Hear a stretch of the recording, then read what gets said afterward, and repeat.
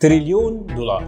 لا، 2 تريليون دولار. هما الحقيقة بقوا 3 تريليون دولار. دي قيمة شركة أبل اللي وصلتها في أعلى قيمة تاريخية ليها. أول شركة في التاريخ توصل لرقم زي ده في التاريخ. أنت متخيل؟ مش عارف ده معناه إيه؟ معناه إنها أكتر شركة موثوقة في العالم، ولا أنجح شركة في العالم، ولا أكتر شركة عندها أصول في العالم، ولا أكتر شركة بتبيع في العالم، ولا أكتر عدد مصانع، ولا أكبر عدد عملاء، ولا أغلى سهم في البورصة، ولا أكتر عدد أسهم في البورصة؟ يعني إيه 3 تريليون دولار؟ عشان تتخيل الرقم ده أكتر من الناتج المحلي الإجمالي لدول كتير زي إندونيسيا، إسبانيا، أستراليا، البرازيل، روسيا، كوريا الجنوبية، كندا، فرنسا، الهند، وحتى إنجلترا. 4 دول بس في العالم قيمتهم أعلى من أبل: أمريكا، الصين، اليابان، وألمانيا. يعني هل حجم إنتاج كل الدول دي أقل من قيمة أبل فعلا، ولا دي خدعة؟ أقدر أقول لك إن قيمة الشركة الحقيقية ملهاش أي علاقة بتقييم الناس ليها. يعني ممكن شركة قيمتها عالية جدا وتقييم الناس ليها قليل، والعكس. النهارده احنا عايزين نفصص كده شركة أبل زي ما كانوا زمان بيفصصوا لك الفراخ عشان تعرف تاكلها وانت صغير، ونعرف هي بدأت ازاي ووصلت للي هي فيه ده ازاي، وهل الصدفة كان ليها دخل في الموضوع؟ يلا بينا نعرف باقي الحكايه. قبل ما نكمل يا ريت ما تنساش تعمل سبسكرايب لليوتيوب تشانل وتشوف كل الفيديوهات اللي فاتت وتستنوا كل الفيديوهات الجايه. يلا نعرف ايه الاسباب.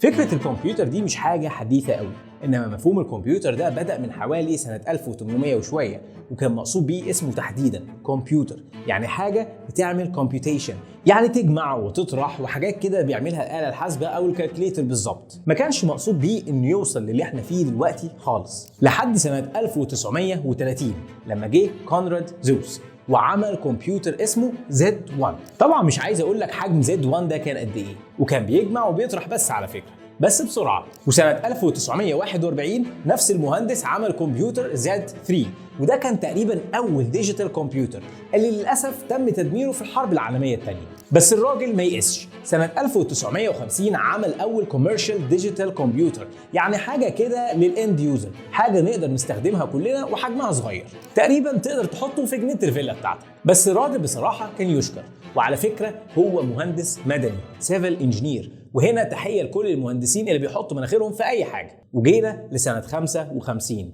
اتولد طفل اسمه ستيف جوبز. ستيف جوبز شاب صغير وشعره ناعم، اتولد لأم أمريكية وأب سوري، ودي معلومة مش كتير يعرفوها لأن في اختلاف في الآراء حوالين إزاي اكتسب اسم جوبز، وده مش موضوعنا دلوقتي. جه بقى ستيف جوبز مع صاحبه وزميله ستيف ووزنياك وأسسوا شركة أبل سنة 1976، وهدفهم كان إن الكمبيوتر يتحول من شيء ضخم لشيء ممكن نحطه في البيت ويبقى زي ما بنقول كده يوزر فريندلي، حاجة كده حجمها صغير يقدر البني آدم العادي يتعامل معاها. بس بالمناسبة دي ما كانتش أول مرة ستيف جوبز يشتغل مع ستيف ووزنياك، إنما هما الاتنين في أوائل السبعينات عملوا شركة فيها نصبايا كده زي نظام الهاكينج بالظبط اللي بيحصل دلوقتي. بس طبعا ما كانش فيه انترنت يعملوا عليه هاكينج، فكانوا بيعملوا هاكينج على التليفونات القديمة أم قرص دي، فاكرها اللي كنا بنلفها واحنا بنتصل بالناس. وبالخدعه او النصبايه بتاعتهم دي كنت تقدر تعمل مكالمات دوليه ببلاش. مش عارف بصراحه هم بيعملوا كده عشان الغلابه ولا حبا في اختراق النظام، وكسبوا من الموضوع ده كام ألف دولار كده. رغم ان الموضوع ده كان هايف، الا ان ستيف جوبز قال حاجه غريبه جدا، ان لولا فكره اختراق المكالمات الدوليه اللي عملوها دي عمر ما شركه ابل كان هيبقى ليها وجود. طب ازاي؟ الافكار القويه بيبقى ليها تاثيرها القوي على العالم، وممكن حرفيا تغير العالم من حوالينا. فعلا في اوائل السبعينات ستيف جوبز وستيف ووزنياك صمموا اول كمبيوتر ابل 1. هو ما كانش كمبيوتر بالمعنى، يعني هو كان حاجه كده بتجيلك وانت تجمعها. البي سي بي او البرنتد سيركت بورد اللي هي الخضراء اللي بنشوفها في الكمبيوتر دي وبنسميها المذر بورد، وانت بقى تركب عليها الشاشه والكيبورد وبتجمعها زي الليجو بالظبط. وعشان يعملوا الكمبيوتر ده ستيف جوبز باع عربيه فولكس قديمه عنده، وستيف ووزنياك باع آلة حاسبة اتش بي عنده. انت بتتخيل آلة حاسبة تبيعها عشان تعمل بيها كمبيوتر وتبيعه؟ ما هو ساعتها بصراحة الآلة الحاسبة كان فيها البركة، كانت حاجة قد كده. المهم، وجمعوا 1300 دولار وعملوا الكمبيوتر وباعوا منه نسخ كتير، يجي 200 300 نسخة كده، وعملوا منه شوية فلوس. وبالمناسبة في 2021 ووزنياك مضى على واحد من الكمبيوترات النادرة دي في دبي. دايما بنشوف ناس بتمضي على اطباق، تمضي على تيشيرتات، اول مره نشوف حد يمضي على بوردة لابتوب. ما علينا. لما ستيف جوبز وستيف ووزنياك عملوا ابل 1 كان في مشكله بسيطه كده، انه مش نافع لاي شخص طبيعي. انت لو واحد ملوش في الكمبيوتر ويعرف ازاي يركب الحاجه في البورده بتاعتها ببساطه هيبقى عامل بالنسبه لك زي حته الخرده. وساعتها طبعا الناس ما كانتش عارفه كويس قوي الكمبيوتر، وبالتالي الموضوع ما كانش مريح، فقرروا يعملوا حاجه مور يوزر فريندلي، وفعلا عملوا ابل 2. وسبحان الله كان بيجي معاه الكيبورد والشاشه وبيطلع صوت كمان، كل ده في جهاز واحد. ساعتها طبعا كان اختراع، انا مش بتريق اكيد، اتمنى اصلا نقدر نعمله احنا دلوقتي. وبنهايه سنه 1993 باعوا منه حوالي 5 مليون جهاز، انت متخيل؟ بس عشان يقدروا يخلوا الشركه تتوسع اضطروا يدخلوا معاهم شريك، جابوا ماركتينج مانجر او مدير تسويق كان شغال في شركه انتل اسمه مايك ماركولا. وماركولا ده مش دلع مارك، هو اسمه ماركولا عادي يعني. الراجل ساعتها اشترى 30% من الشركة ب 250,000 دولار، والله يا بلاش، تلت شركة أبل ب 250,000 دولار.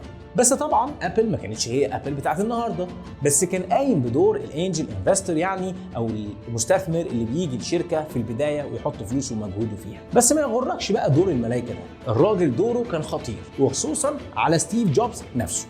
طب ازاي؟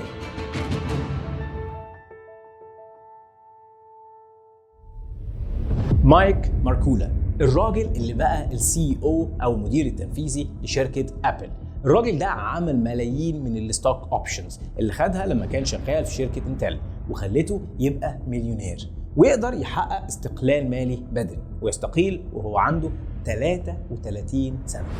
لو حصلت اللي في بالي.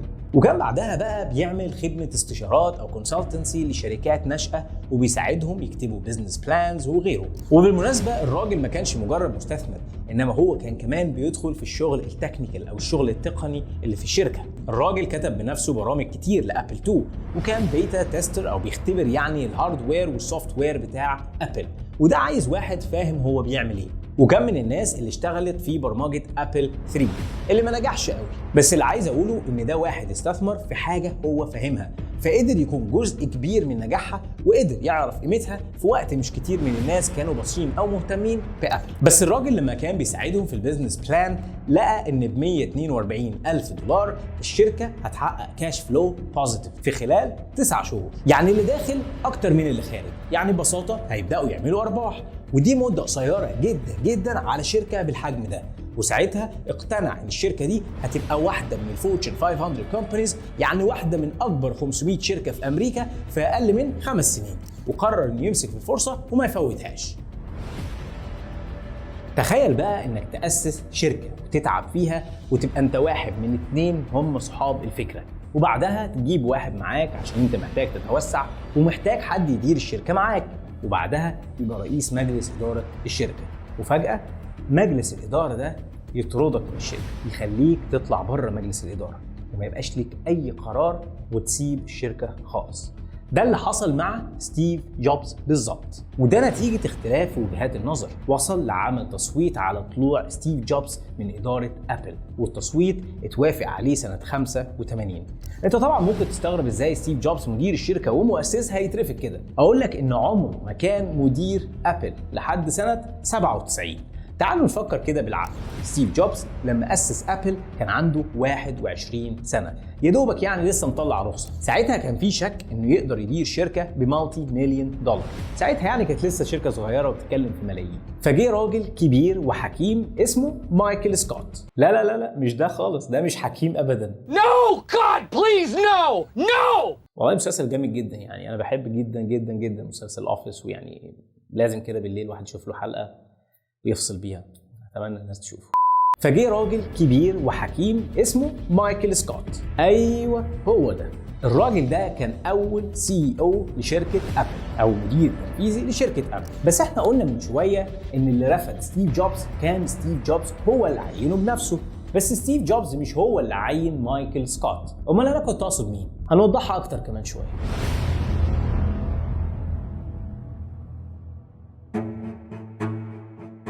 جون سكالي، راجل خبرته هايله، انقذ بيبسي زمان من خساره فادحه. القسم بتاع الفود اوبريشنز كان بيخسر حوالي 70 مليون دولار في السنه، وخلاه يبقى بيكسب 40 مليون دولار.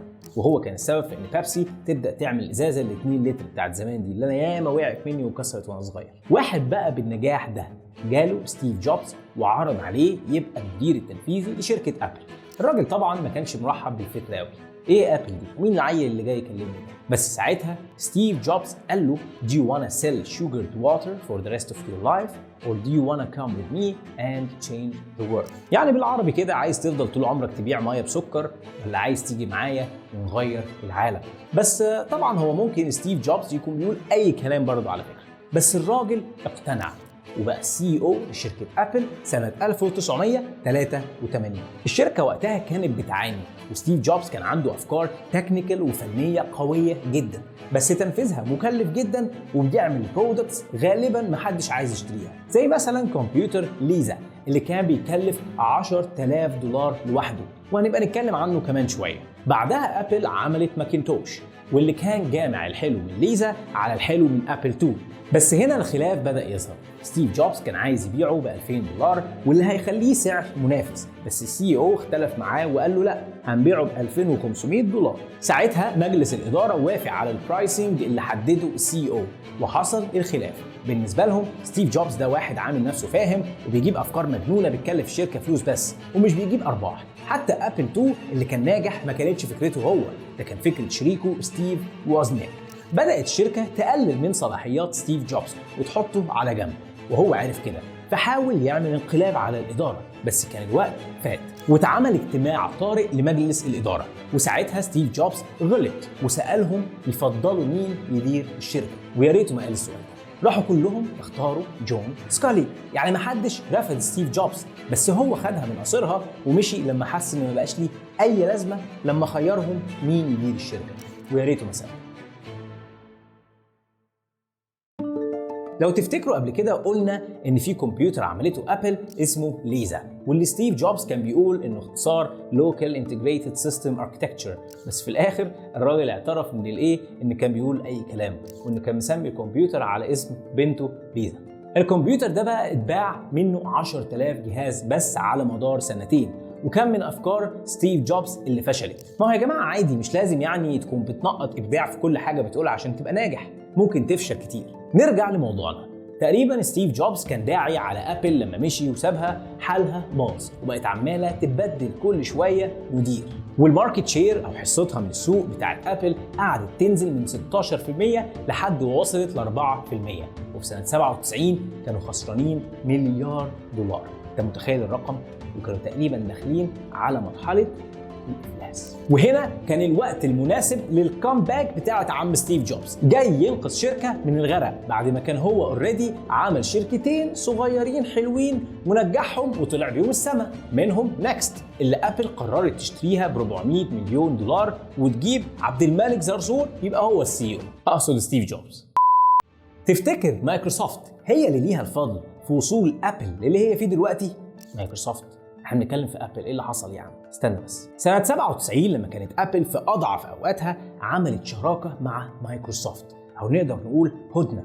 تم الاتفاق فيها على ان كل المشاكل الخاصة ببراءات الاختراع تبقى سيتلد، يعني تعتبر منتهية. كانوا رافعين قضايا على بعض بخصوص كذا براءة اختراع. تاني جزء من الاتفاق ان مايكروسوفت هتنزل مايكروسوفت اوفيس على ماكنتوش، وقدام كده ابل هتخلي الانترنت اكسبلورر الله يرحمه يعني هو الديفولت براوزر على الماكنتوش. انت متخيل؟ ضربوا بعض في الخلاط وطلعوا اتفاقيه. طب وبس كده؟ الحقيقه لا، مايكروسوفت عملت استثمار في ابل بقيمه $150 مليون، يعني اشترت اسهم بالقيمه دي. بس بالمناسبه يعني هي نون فوتنج شيرز، يعني اكيد ابل مش هتسمح لهم يدخلوا في التصويت اللي يقرر مستقبل ابل. وتم الاتفاق انهم ما يبيعوش الاسهم دي على الاقل لمده 3 سنين عشان طبعا القيمه بتاعت السهم ما تقعش، والحقيقه اول ما ال3 سنين كملوا باعوها، ودي اللي اتسمت ذا مايكروسوفت ديل. وستيف جوبز قال جملته الشهيره لبيل جيتس: بيل ثانك يو The world's a better place now. الجملة دي بقى نزلت على الكفر بتاع التايم ماجازين وانتشرت وبقت يعني كوت. تفتكروا ليه مايكروسوفت تعمل كده؟ ليه ما تستغلش خسارة ابل وتدوس عليها اكتر وتحاول تدمرها؟ واكيد بيل جيتس ما عملش كده يعني عشان هو رجل ملاك، اكيد في دافع ورا كده. تفتكروا ايه هو الدافع ده؟ يا ريت نفكر مع بعض كده قبل ما نكمل الفيديو، وتفكر ليه مايكروسوفت عملت كده؟ او ليه تحديدا بيل جيتس يعمل كده؟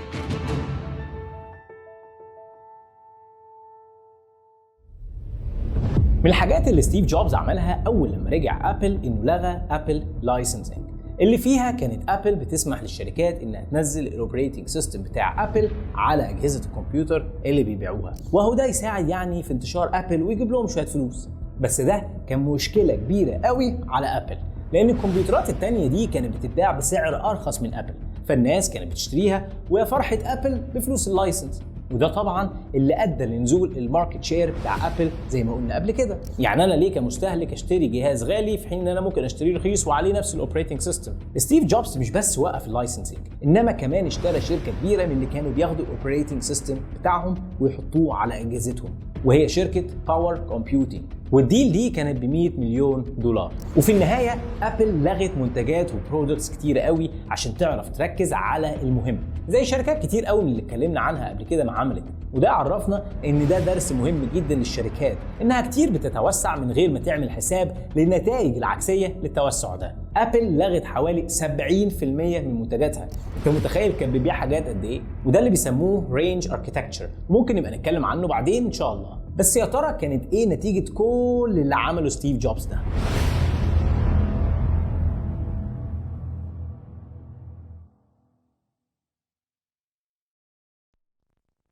قلنا قبل كده ان ابل كانت عملت حوالي مليار دولار خسائر في 97. اول ما جه ستيف جوبز سنه 98 الشركه عملت ارباح حوالي 500 مليون دولار. انت متخيل ازاي ممكن شخص يفرق في مستقبل شركه بمليارات؟ عشان كده الحقيقه بيقبضوا ملايين، بالاضافه للماركتنج اللي عملوه اللي ركزوا فيه على حرف الاي اللي بيمثل لهم يعني انترنت، individual، instruct، inform، inspire. عشان كده تلاقي دايما اي في كل البرودكتس، ايفون، ايبود، ايباد وهكذا.